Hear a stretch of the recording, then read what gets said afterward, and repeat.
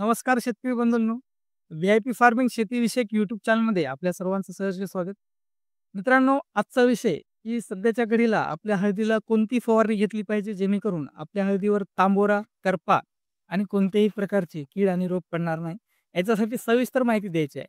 मित्रांनो, आता बघा जवळपास आपल्या हळदीला 150 दिवस पूर्ण झाले आणि आता मोठ्या प्रमाणात काय होतंय माहिती आहे का? करपा हा रोग जास्त आपल्याला दिसून येत आहे. याचं एक मुख्य कारण असं आहे की आपला जे पावसाळा आहे, जे लांबलेलं आहे, त्याच्यामुळं हे काय होते माहिती आहे का? हे सर्दी आणि गरमीचं जे वातावरण होत आहे, म्हणजे थंड, गरम, थंड, गरम सतत. अ, मागे दिवाळीच्या पिरियडमध्ये धुकं जास्त पडले होते, म्हणजे धुवारी जास्त फिरली होती.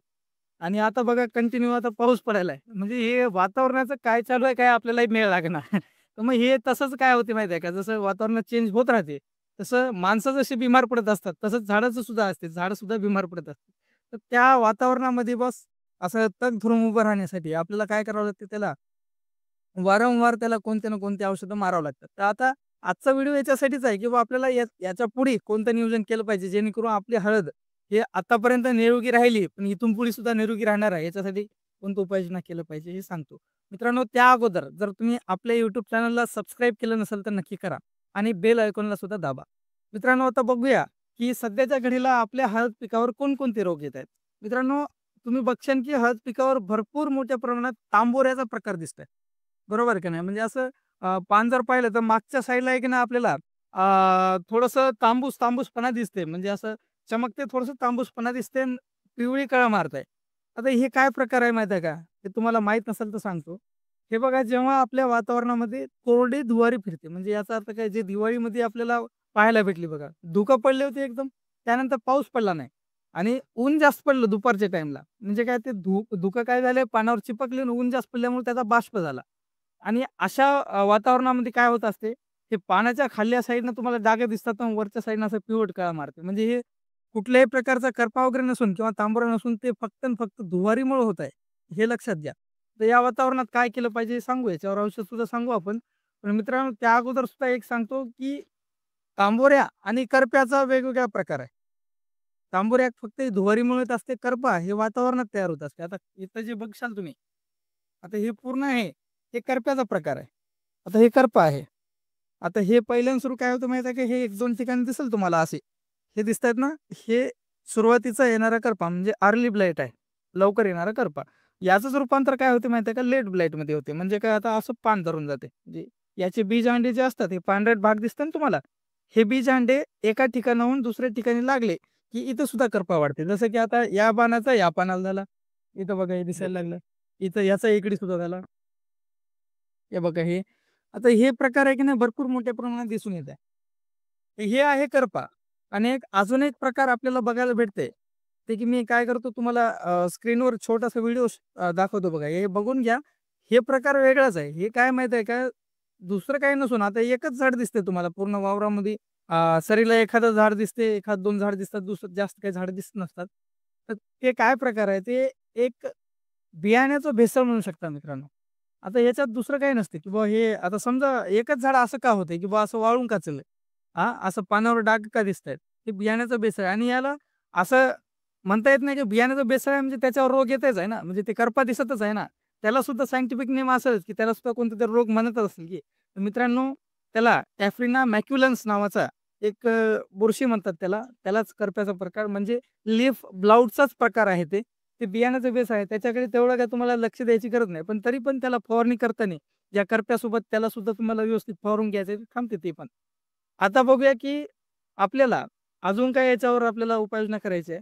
आता बघा, करप्यासाठी तर करणंच आहे. पण त्याच्यासोबत जे आता समोर जाऊन जे अजून धुकी पडणार आहे, म्हणजे आता हे काय जवळपास नोव्हेंबरला 2 ते 3 तारखेपासून थोडी थंडी जास्त पडणार आहे असं सांगितलेलं आहे. म्हणजे त्या दरम्यान काय होणार आहे आपल्याला, धुके जास्त पडणार आहे. अजून सुद्धा दुवारी फिरणार आहे आणि त्याच्यानंतर पाऊस पडणार नाही. ऊन जास्त पडेल. हे असा प्रकार झाला की पुन्हा तांबोऱ्या वाढते. तर मग याच्यासाठी काय करायचं आपल्याला, फवारणीमधून सिल्प्रोचा वापर करायचा. मित्रांनो, अर्थसुलिक फॉर्ममध्ये सिलिकॉन उपलब्ध आहे सिल्प्रोमध्ये आपल्या आणि प्रतिपंप 25 ml घ्यायचा आहे. मी या अगोदर सुद्धा 2 ते 3 वेळेस सांगितले, की तुम्हाला सिल्प्रो वापरणं का गरजेचं आहे. तुमच्या हळदीवर जर समोर जाऊन तांबोऱ्या, करपा वगैरे येऊ द्यायचं नाही. तर तुमच्या हळदीला ते सिल्प्रो फवारून तुमच्या हळदीच्या पानाला प्रोटेक्ट करणं फार गरजेचं आहे. कारण लॅमिनेशनचं काम हे सिल्प्रो करत असते मित्रांनो. पूर्ण लॅमिनेशन करून टाकते. आता हे काय करते माहिती आहे का? सिल्प्रोच एक एकूण ते एक असं आहे, की तुमचं हे काम करू शकते. आता सिल्प्रो 25 एम-एल घेतल्यानंतर बुरशीनाशक फार स्ट्राँग वापरणं गरजेचं आहे. कारण मी म्हणते ना, ते लेट ब्लाइट, लवकर येणारा अर्ली ब्लाइट, लेट ब्लाइट आणि बॅक्टेरियल ब्लाइट तिन्ही प्रकारचा बुरशी करपा हे त्या औषधाने थांबलं पाहिजे. असाच आपल्याला बुरशीनाशक घेणं फार गरजेचं आहे. तर याच्यामध्ये तुम्ही घेऊ शकता मिस्टर टॉप घेऊ शकता किंवा कस्टोडिया घेऊ शकता. फार स्ट्राँग बुरशीनाशक आहेत. आता याच्या बाहेर काही घ्यायची गरज नाही. तुम्हाला दोन्हीपैकी कोणतेही घ्या किंवा याच्यामध्ये जे घटक आहेत का नाही, ते तुम्ही घेऊ शकता. काही प्रॉब्लेम नाही. म्हणजे काय या 2 बुरशीनाशकच असे याच नावाचे भेटले तर ठीक आहे. काही शेतकरी काय करतात फिरतात भरपूर. याच नावाचं आहे का बघतात. जसं मिस्टर टॉप मी सांगितलं तेच आहे का बघतात आणि ते नाही भेटलं तर मग दुसरीकडे जातात. तसं नाही. ते घटक आहेत का बघायचं आणि चांगल्या कंपनीच घ्यायचं. जसं चांगल्या कंपनी बाजारामध्ये भरपूर आहेत. एक नामांकित कंपनीचं ते घटक असलेलं घ्यायचं आपल्याला. हां, आपण जसं रेड मिल गोल्ड सांगत होतो मेटॅलायझिन, मॅन्कोझेब. रेड मिल गोल्ड फक्त घटक त्याच्यात काय आहे बघायचं. ते घटक असलेलं जरी भेटलं तरी एक नंबर काम आहे आपल्याला. स्वस्तामध्ये पण भेटते. त्यानंतर तुम्हाला कीटकनाशकाचा वापर करायचा की नाही हे तुमच्यावर सोडू आपण. कारण तुमच्या हळदीला जर समजा पोंग्यामध्ये अळी वगैरे कुठे दिसत असेल आणि अजून सुद्धा कंदमाशी जास्त दिसत असेल, तर तुम्ही अलिका किंवा सोलोमन या दोन्हीपैकी कोणतेही कीटकनाशक घेऊ शकता किंवा याच्यातील जे घटक आहेत त्याच्यापैकी असं घटक असलेलं कोणतेही एक औषध घेऊ शकता. त्याचं सुद्धा प्रमाण प्रतिपंप 20 ml राहील. कीटकनाशक झालं, बुरशीनाशक झालं आणि आता सध्याच्याला जे पिवट काळा मारत आहे मित्रांनो, ते कशामुळे होत आहे माहिती आहे का? ते सन बर्निंगमुळे होत आहे. जास्त प्रमाणात उष्णता पडत आहे दुपारच्या वेळेस आणि सकाळी थंडी आणि संध्याकाळी थंडी पडत आहे. त्याच्यामुळे काय होते हळदीच्या जे सुरुवातीचं पान आहे या टाईला या सुरुवातीच्या टोकाकडे जरासं पिवळी काळा दिसते आणि पूर्ण प्लॉटला बघितलं तर बघितलं असं तुम्हाला पिवळी काळा मारते असं. तर याच्यासाठी तुम्हाला काय करायचं मायक्रो न्यूट्रिएंटचा वापर करायचा आहे जेणेकरून काय होईल इन्स्टंट क्लोरोफिलची निर्मिती होईल. खाल्ले अन्नद्रव्ये लवकर उचलले जातील आणि या ठिकाणी समजा थोडंसं पिवळी काळा दिसत असेल तर लगेच 2 ते 3 दिवसात तुम्हाला हे चिलमिक्स कॉम्बी वापरताल तुम्ही आता इथून पुढे. मायक्रोन्यूट्रियनमध्ये चिलमिक्स कॉम्बी फार जबरदस्त रिझल्ट आहे. विषयच नाही.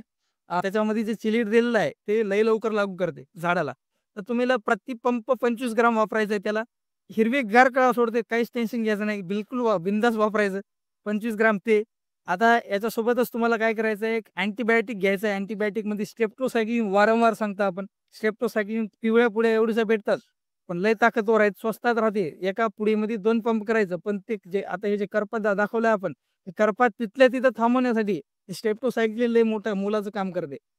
आणि या सगळ्या फवारणी व्यवस्थित करून घ्यायच्या आणि न विसरता पंपाला प्रतिपंप 20 ml स्टिकर टाकणं गरजेचं आहे. प्रतिपंप 20 ml स्टिकर टाकाच. स्टिकरमध्ये तुम्हाला सेवर हे दरवेळेस सांगतो. आता मी काय करतो पुन्हा एकदा याची पूर्ण लिस्ट देतो. तुम्ही सुद्धा काय करायचं स्क्रीनशॉट मारून टाकायचं आणि ऐकायचं व्यवस्थित. याच्यामध्ये पहिल्यांदा सुरू सांगितलं तुम्हाला मी सील प्रो जे की प्रतिपंप 25 ml हे सिलिकॉन आहे आर्थोसिलिक फॉर्ममध्ये. त्याच्यानंतर दुसरं घेतलं आपण आमिस्टर टॉप किंवा कस्टोडिया. आमिस्टर टॉप घेतलं तर 20 ml आणि कस्टोडिया जर घेतलं तर 20 ml. कोणतंही बुरशीनाशक घ्या. चांगलं स्ट्राँग बुरशीनाशक आहे ते तिन्ही बी. प्रतिपंप काय करायचं 20 ml. त्याच्यासोबत अँटिबायोटिक स्ट्रेप्टोसायक्लिन बारक्याची आपल्या पिवळ्या पुड्या येतात ते स्ट्रेप्टोसायक्लिनच्या किंवा टॅगमायसिन नावानं सुद्धा उपलब्ध आहे ट्रॉपिकल कंपनीचा. प्रतिपंप 3 ग्रामनं घ्यायचं म्हणजे एका पुडीमध्ये तुमचं 6 ग्रामची पुडी असते.